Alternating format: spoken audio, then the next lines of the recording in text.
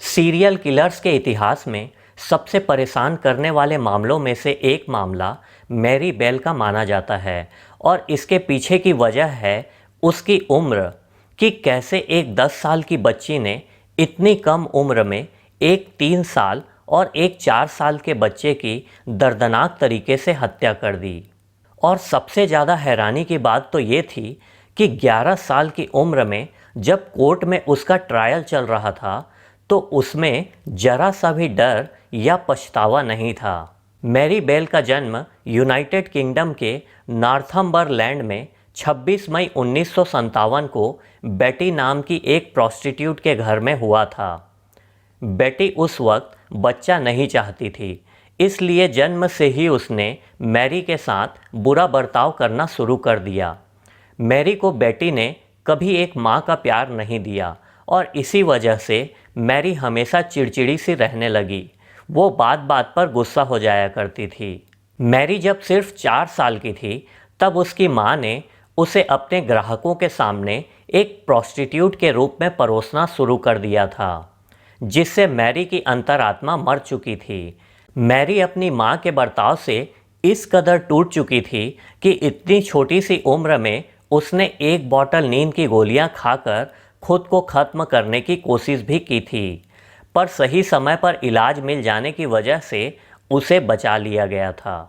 फिर कुछ साल बाद एक दिन मैरी के पड़ोसियों ने उसकी मां से शिकायत करते हुए बताया कि उसने पड़ोस में रहने वाले 3 साल के बच्चे के साथ खेलते वक्त मारपीट की, जिससे वह बच्चा बुरी तरह से घायल होकर घर लौटा।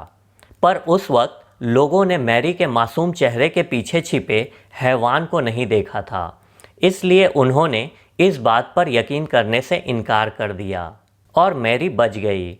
इस घटना के बाद मैरी को मानो लाइसेंस मिल गया और इस घटना के कुछ ही दिनों बाद मैरी के पड़ोस में रहने वाला 4 साल का बच्चा, जिसका नाम मार्टिन ब्राउन था, मैरी के साथ बाहर खेल रहा था कि अचानक मैरी ने मार्टिन पर हमला कर दिया और उसे धक्का देकर ज़मीन में गिरा दिया।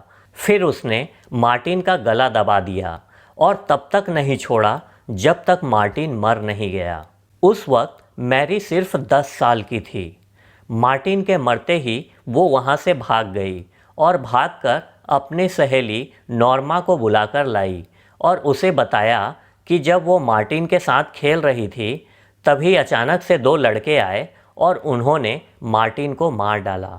फिर पुलिस ने जब अपनी जांच आगे बढ़ाई तो उन्होंने इसे महज एक्सीडेंट समझकर केस को बंद कर दिया, क्योंकि वहाँ के लोग मैरी के अंदर के शैतान को नहीं देख पा रहे थे। इस घटना को शहर के लोग ठीक से भूल भी नहीं पाए थे कि मैरी ने अपना अगला शिकार ढूंढना शुरू कर दिया था और इस बार उसने अपने इस काम में अपनी सहेली नॉर्मा को भी शामिल कर लिया था।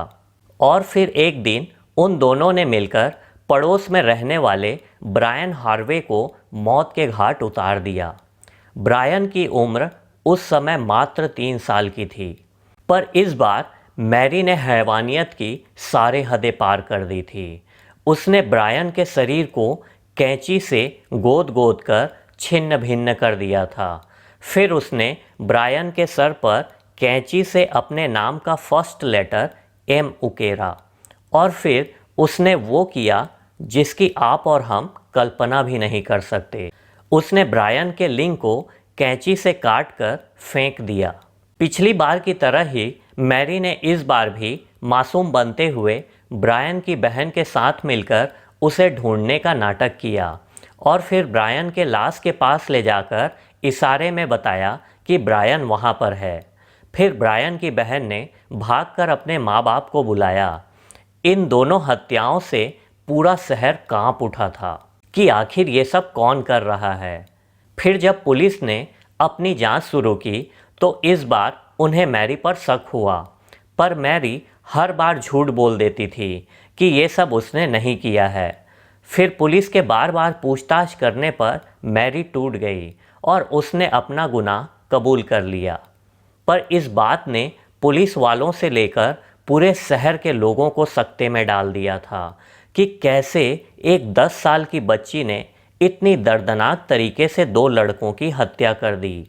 बाद में जब मैरी का मेडिकल कराया गया तो पता चला कि मैरी की मानसिक स्थिति ठीक नहीं है और पास्ट में हुए अत्याचारों की वजह से वो सही और गलत के बीच फ़र्क करना नहीं जानती।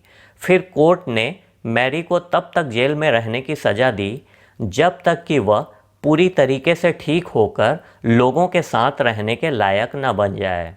और फिर लगभग 10 साल तक जेल में रहने के बाद कोर्ट ने पाया कि अब मैरी पूरी तरह से ठीक है और वह बाकी लोगों की तरह सामान्य जीवन जी सकती है।